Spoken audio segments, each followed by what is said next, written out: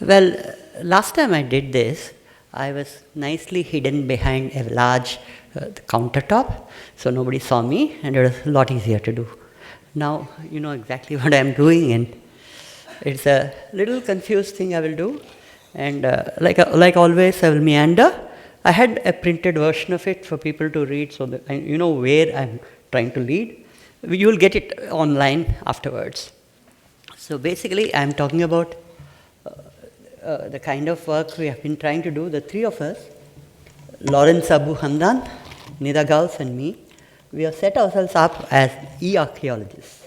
Basically, the kind of pun and ear, and we are trying to measure and keep track of the acoustic properties of ancient sites. And something is too loud.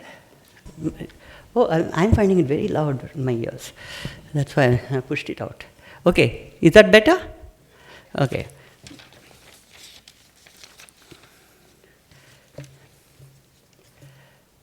You see, I'll play you some music first, which was recorded with a microphone I had designed to do measurements. But it does many things apart from doing measurements.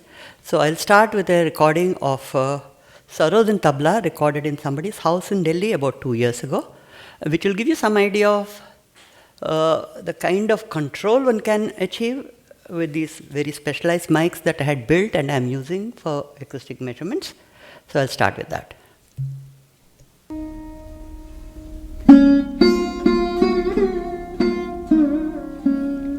This was actually recorded with the mic facing wrong way, and you're actually hearing the audience side of the recording. So I'll just turn it around.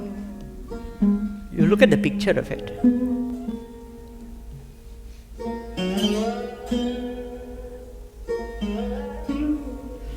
I won't play all of it, I'll play small sections.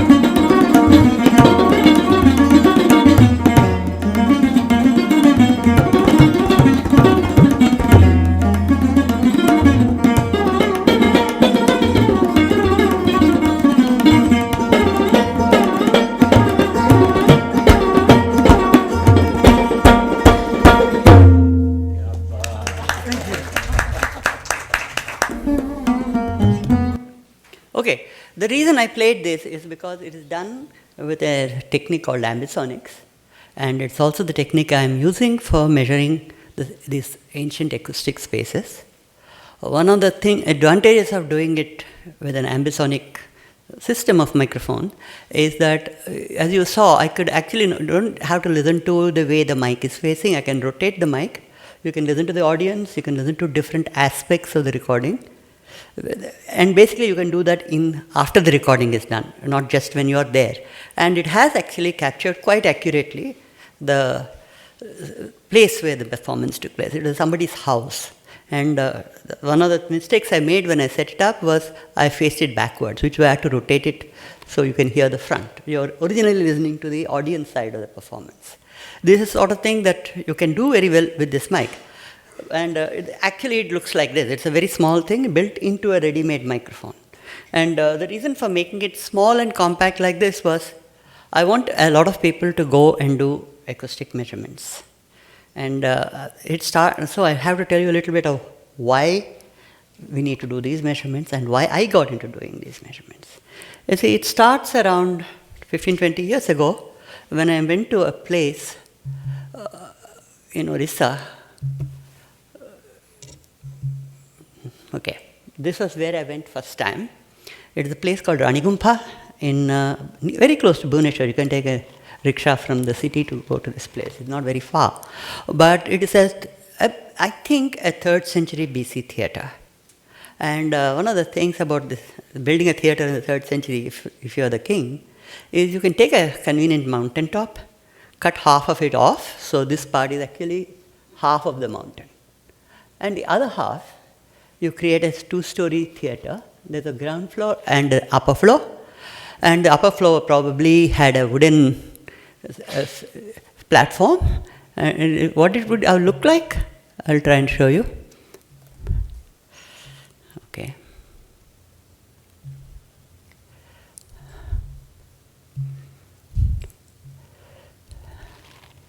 Yeah. Okay. This is one of the carvings inside the theatre, this space. And it gives you it's a dance going on with musicians. But most important for me is the base. The base is a platform built out of logs tied together and with a plaster top. The interesting thing is people still build large stages and platforms in India like this. Tie together a lot of short logs and make a large platform. So there's a reason to think there is a 2-story theatre. And for me, as a sound person, the most memorable thing about this space was the sound quality. And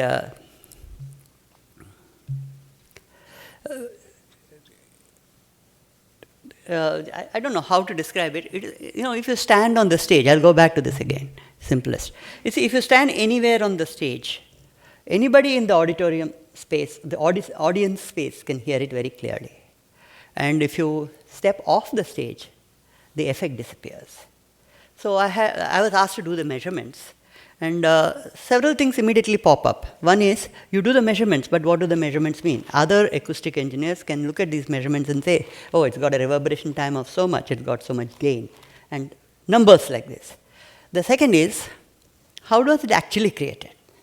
How was this kind of outdoor space with a reverberation that you would expect in a hall like this come to be? And the third actually becomes more important for me as it goes on, is how do I actually represent or recreate this space for people who are not technicians, who are not going to read graphs and charts. And the third became actually over time more important.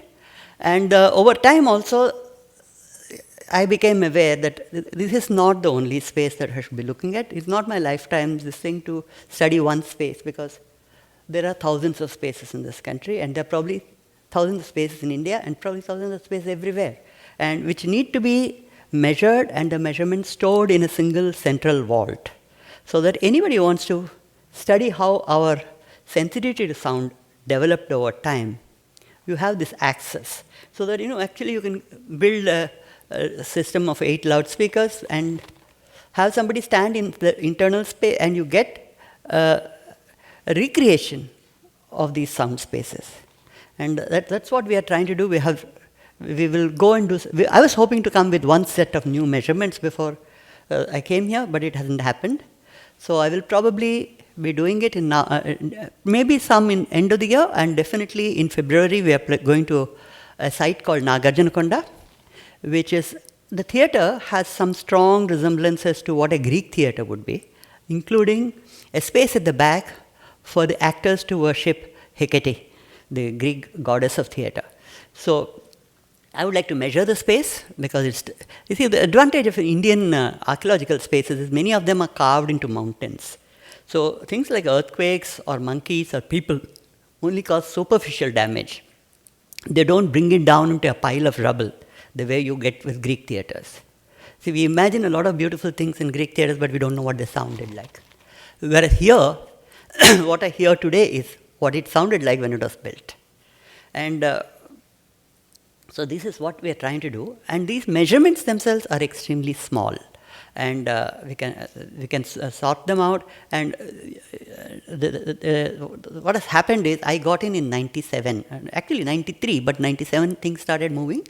We had a conference of other people who are interested in earlier acoustics. We called it acoustic archaeology, but actually you can call it many names. But till the machine age, till about 16th, 17th century, our sensitivity to sound was incredibly more detailed than it is now.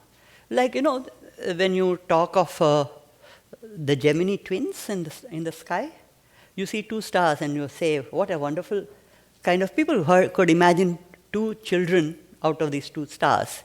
But in fact, they didn't imagine anything.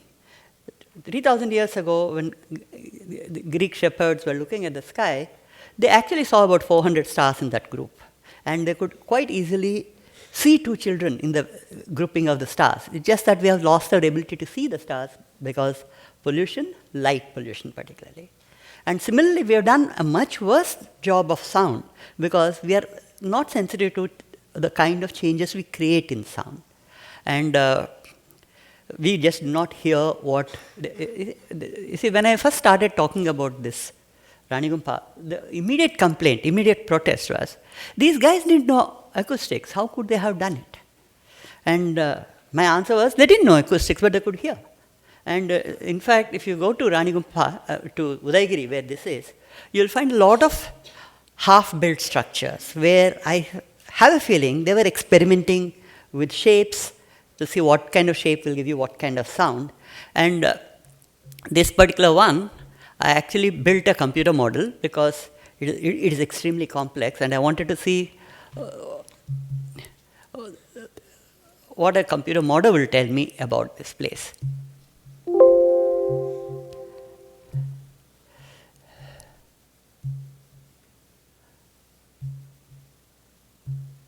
See, this is basically the same space that you saw. If you look at it like this is what it looks like. Correct? But you can see these little structures which are in the rock. And if you turn it around at the back, you'll see a whole array of structures at the back. These are all in the rock. You're seeing only up to here in the photograph. And these curvatures, these little stone structures, they all have accurate curvatures. They are repeated over the entire range, and the lower shelf has another set of curvatures, and they again are repeated, and then there are more little boxes and tubes and little tunnels that dug, and it looks like, and this particular model is acoustically active, in the sense that I can feed it a signal and get an output as if I'm playing something in this space. I'm not trying to do that, that's too complex. But what you get is, if you remove all these structures at the back, you just have the facade. The sound disappears. The sound is actually the result of this extremely complex carvings that are not visible to the audience. And actually in some of the spaces, especially in the front, you can't even get in. I don't know how they got. There's a crawl space. You crawl into the crawl space and carve. And then of course comes the question, how did they do it? How did they know what to do? They knew the same way that a musician, an instrument maker knows. He has got his basic shape, which comes from tradition. But each time he carves a musical instrument, he has to tune it. He has to work on the volumes. He has to work on the shapes, which are particular to that instrument. And every time, especially after many iterations, they get into the habit of actually carving a shape out of this. And here, they built a very large musical instrument. That's what Ranigumpha was. So basically, it started me into this, and of course, the government of India doesn't think it's a theatre, and they have made some changes to the place, like they planted bushes and trees where the audience would have sat. It's like there was a row of very pretty bushes between me and you people. The light is doing almost that job, but it would be impossible, you see. But that's, you cannot convince the people who are in charge that they should leave things alone.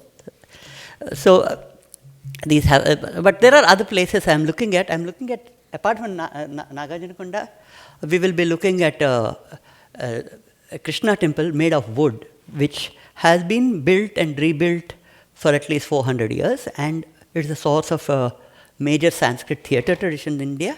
And so we will go back to that. And in the meantime, one of the things that has happened with this microphone is, because it's actually, apart from measurements, does a fairly good job of recording music.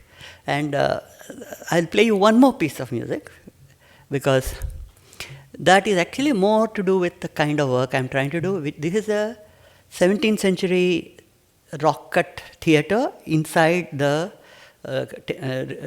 fort at Kishangarh. Of course, Kishangarh is better known to most people as a place for miniature paintings. But they also have a lot of Vaishnavite musical traditions and a lot of manuscripts. But for me, the important thing was, how does this place sound? And so I'll just play a few seconds of that, and I think I've run out of time, have I? I must have.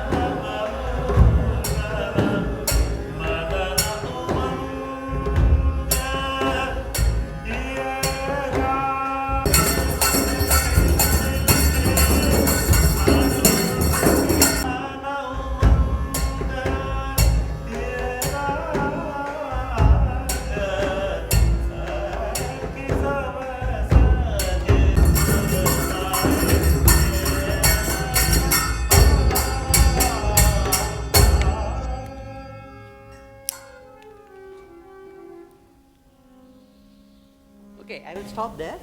This is actually music that had been composed by one of the Maharajas of Kishangarh around 17th or 18th century. So I think that's as good a way of stopping as any you can think of.